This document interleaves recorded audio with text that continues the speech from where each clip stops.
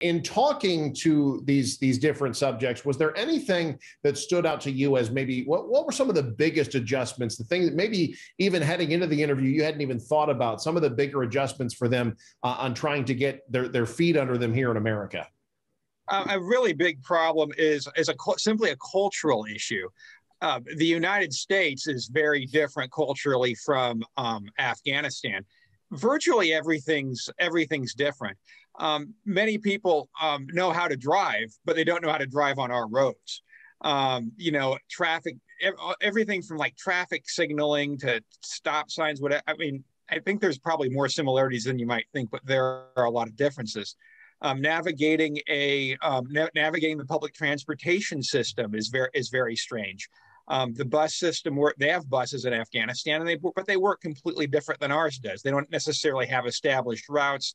And so there's a driver and an assistant on who just and the assistant shouts where they're at, and it's time to get off, that kind of thing.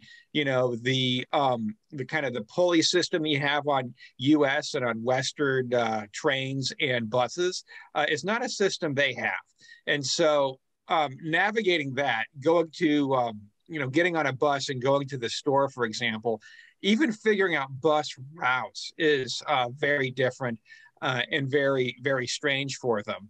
And driving, I talked to a person who works with refugees here.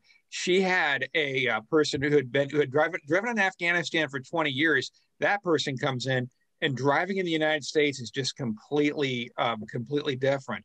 And so they're all adjusting to a completely new world.